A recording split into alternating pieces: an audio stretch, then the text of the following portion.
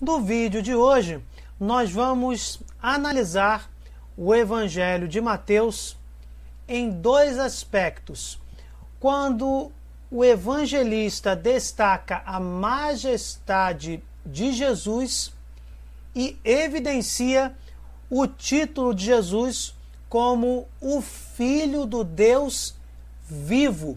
O que significa dizer que Jesus é o Filho do Deus vivo? Vale aqui uma introdução muito importante. Marcos teve como objetivo realçar a humanidade de Jesus. Jesus, pessoa divina, Deus Filho da Santíssima Trindade, o Verbo encarnado, tem as duas naturezas, a natureza humana e a natureza divina. É o homem-Deus, é o Deus encarnado, como já dito. Marcos, ele nos deixou um retrato muito humano de Jesus. E este retrato muito humano de Jesus é retocado por Mateus, colocando em destaque a majestade de Jesus Cristo. E é exatamente o que vamos examinar na primeira parte deste vídeo. Primeiro ponto interessante: Mateus evita se referir aos sentimentos de Jesus, algo que Marcos não evitou. Por exemplo, Mateus não diz que Jesus foi movido por compaixão, como em Marcos 1,41. Por exemplo, em Marcos 10,14, Marcos diz que Jesus se indignou e disse-lhes: deixai vir a mim os pequeninos, não os impeçais, porque o reino de Deus é daqueles que se lhes assemelham. Ao passo que Mateus, em 19, no capítulo 19, versículo 14, ele não fez referência ao sentimento de Jesus. Segundo ponto importante sobre Mateus realçar a majestade de Jesus. Ele, o evangelista, omite tudo que possa sugerir alguma limitação que seria decorrente da humanidade de Cristo e exalta tudo o que engrandece Jesus. Por exemplo, Mateus não diz que Jesus foi ver se havia figos numa figueira fora da estação de frutas. Marcos, no capítulo 11, verso 3 do seu evangelho, diz assim: ao ver à distância uma figueira coberta de folhagem, foi ver se acharia algum fruto, mas nada encontrou senão folhas, pois não era tempo de figos. Já em Mateus 21, versículo 19, Mateus diz: vendo uma figueira à beira do caminho, foi até ela, mas nada encontrou senão folhas. Por exemplo, Jesus faz os milagres que quer. Em Marcos 6, verso 5, é dito: não podia realizar ali nenhum milagre, a não ser algumas curas de enfermos, impondo-lhes as mãos. Lembrando, Marcos quer realçar a humanidade de Jesus. Mateus 13, no versículo 58, no entanto, diz: e não fez ali muitos milagres por causa da incredulidade deles. De uma forma diferente, Mateus realça a majestade de Jesus, mostrando a sua divindade, e não dá tanto destaque à humanidade de Cristo. Também outro exemplo importante: Mateus suprime as perguntas formuladas por Jesus em Marcos, pois dessa forma, meus irmãos, ele destaca a onisciência de Jesus, que é um atributo divino. Como Jesus pode fazer uma pergunta se ele é onisciente? Ele sabe de todas as coisas. Compreendemos que as perguntas de Jesus foram feitas dentro de um contexto específico. Jesus queria, por exemplo, ser pedagógico, ser dar destaque a um ensinamento que ele faria após a pergunta, e assim por diante.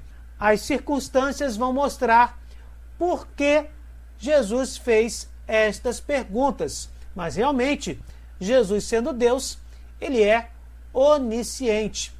Se compararmos, por exemplo, olhando para o slide, Marcos 5,30 com Marcos 9, do 20 ao 22, nós veremos essa diferenciação na narração, onde Mateus acaba suprimindo as perguntas formuladas por Jesus e que foram sim registradas no Evangelho de Marcos. Também aqui peço que vocês pausem o vídeo e façam essas comparações entre ambos os evangelhos. Também Mateus utiliza 13 vezes a expressão prostrar-se diante de Jesus. Marcos só faz isso 2 vezes.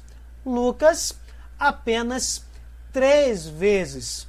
Em Mateus, tal verbo, meus irmãos, manifesta sempre uma atitude de profunda reverência e até mesmo de adoração. Adoração é mais do que reverência. Adorar é reconhecer alguém como Deus.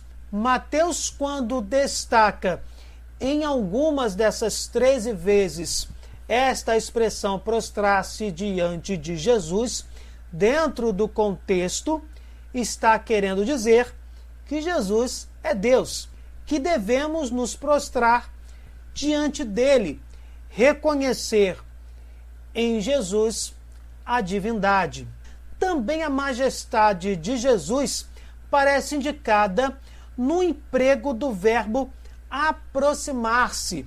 Ele é utilizado 52 vezes em Mateus, contra 5 vezes em Marcos, 10 em Lucas e 10 em Atos dos Apóstolos. Esta expressão no Evangelho de Mateus significa um acesso reverente.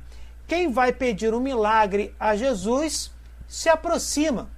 Quem quer falar com Jesus se aproxima. Também nos casos de controvérsias, os adversários se aproximam de Jesus. Comparem, por exemplo, Mateus 9,14 com Marcos 2,18 e Lucas 5,33. No Antigo Testamento, o povo se aproximava de Moisés para consultá-lo. Importante é o episódio da tempestade acalmada, segundo Marcos 4, 35 ao 41, e Mateus 8, do 23 ao 27. Comparando esse mesmo episódio narrado por Marcos e também narrado por Mateus, nós vamos entender melhor. O texto de Marcos diz que os discípulos levavam Jesus como estava, no barco, lá em Marcos 4, 36. Mateus diz que Jesus entrou no barco e os discípulos o acompanharam. Mateus 8, 23. Para despertar Jesus no momento da tempestade, os discípulos aproximaram-se dele respeitosamente. Mateus diz exatamente isso no capítulo 8, versículo 25. Marcos afirma que o acordaram e o interrogaram. Mestre, não te importa que pereçamos? Está lá em Marcos 4, versículo 38. Mateus, meus irmãos, substitui esta indagação por uma prece dirigida ao Senhor, realçando a majestade de Jesus, porque seu objetivo é evidenciar a divindade de Deus Filho, obviamente. A prece é a seguinte: Senhor, salva-nos, estamos perecendo. Mateus 8, versículo 25. Um segundo aspecto no Evangelho de Mateus, onde o evangelista tenta realçar a divindade de Jesus, é o título O Filho do Deus Vivo. Se o texto atual que está em grego de Mateus, que data do ano 80 aproximadamente, é posterior às cartas de Paulo, que professam, meus irmãos, cristalinamente a divindade de Jesus, temos que entender que as cartas aos Filipenses, principalmente no capítulo 2, do 5 ao 11, e aos Colossenses, capítulo 1, do 15 ao 20, mencionando também Efésios, capítulo 1, do 3 ao 14, estas cartas, elas professam a pré-existência de Cristo. Também em Mateus, no Evangelho de Mateus, nós vamos encontrar fórmulas que evidenciam a divindade de Jesus. Em Mateus 11, do 25 ao 27, se colocarmos em paralelo com Lucas 10, a partir do versículo 21, nós vamos compreender melhor esse destaque à divindade de Cristo. Está assim: pôs-se Jesus a dizer: eu te louvo, ó Pai, Senhor do céu e da terra, porque ocultaste estas coisas aos sábios e doutores, e as revelaste aos pequeninos. Sim, Pai, porque assim foi do teu agrado. Tudo me foi entregue por meu Pai, e ninguém conhece o Filho senão o Pai, e ninguém conhece o Pai senão o Filho, e aquele a quem o Filho quiser revelar. Este trecho de Mateus professa a igualdade entre o Pai e o Filho, de modo que somente o Pai pode conhecer o mistério do Filho, e somente o Filho pode conhecer o Pai. Em Mateus 28, verso 19, Jesus manda batizar em nome do Pai, do Filho e do Espírito Santo. É um dos trechos bíblicos que fundamentam o sacramento do batismo. Eis aqui uma fórmula de fé na Santíssima Trindade, que coloca no mesmo plano as três pessoas divinas, e uma delas é Deus Filho, o próprio Jesus Cristo, também destacando a divindade do Mestre da vida. É por causa exatamente disto que Jesus pode perdoar os pecados, como só Deus o pode fazer. Os fariseus queriam saber qual a razão desta autoridade, porque esta autoridade tem completa identidade, está completamente interligada à própria divindade. Em Mateus 16, verso 16, Pedro confessa: tu és o Cristo, o Filho do Deus vivo, como também os discípulos, após o caminhar de Jesus sobre as águas, se prostraram e exclamaram: verdadeiramente, tu és o Filho de Deus. Está lá em Mateus 14, 33. Em Mateus 26, 65, o sumo sacerdote interpela: eu te conjuro pelo Deus vivo, dize-nos se tu és o Cristo, Filho de Deus. Tratava-se, meus irmãos, de um desafio, pois pedia um juramento. Jesus responde tranquilamente: tu o disseste. Também por isso, segundo Mateus, Jesus usa o título Pai Celeste mais frequentemente do que em Marcos e também do que em Lucas. Só em Mateus, Jesus diz: meu Pai que está nos céus, e o diz em sentido singular explicitado em João 20, 17: subo a meu Pai e a vosso Pai. Também em Mateus 13, 55, Jesus é tido como filho do carpinteiro, mas aqui o evangelista Mateus mostra que São José não teve parte na concepção de Jesus. Está lá em Mateus 1, do 18 ao 20. Antes que coabitassem, Maria foi encontrada grávida pelo Espírito Santo. O que nela foi concebido vinha do Espírito Santo. Exatamente nestas condições que a figura de Jesus Cristo aparece no Evangelho de Mateus. sem deixar de ser verdadeiro homem, nascido da estirpe de Abraão e Davi para salvar todos os homens, ele é descrito de maneira que a sua divindade sobressai com evidência.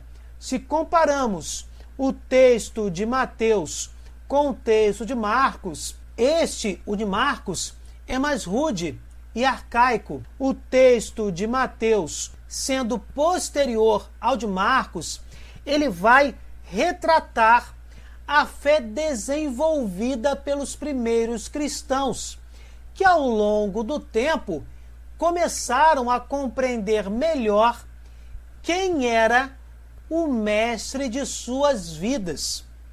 Fazer esta comparação entre o Evangelho de Marcos e o Evangelho de Mateus, o primeiro realça mais a humanidade, ao passo que o segundo destaca mais a divindade de Jesus Cristo. Fazer esta comparação, meditar sobre as passagens dos dois evangelhos, sobre os mesmos episódios, as maneiras como esses episódios foram reproduzidos, registrados, demonstram que ao longo do tempo a fé em Deus encarnado na pessoa de Jesus vai se desenvolvendo. Logo, o Evangelho de Mateus acaba por ser a expressão do aprofundamento que os primeiros cristãos fizeram da figura de Jesus, empenhando-se por realçar, por destacar a sua transcendência, a sua divindade. Louvado seja nosso Senhor Jesus Cristo, para sempre seja louvado. Enfim, meus irmãos, o que vocês acharam desta meditação, destes dois pontos importantes no Evangelho de Mateus? O realce da majestade de Jesus e a explicação do título, o Filho de Deus Vivo, comparando, obviamente, esses dois pontos com o Evangelho de Marcos.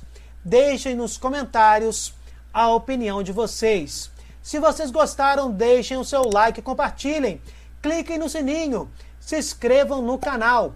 Fique com Deus, desculpem qualquer coisa e até o próximo vídeo.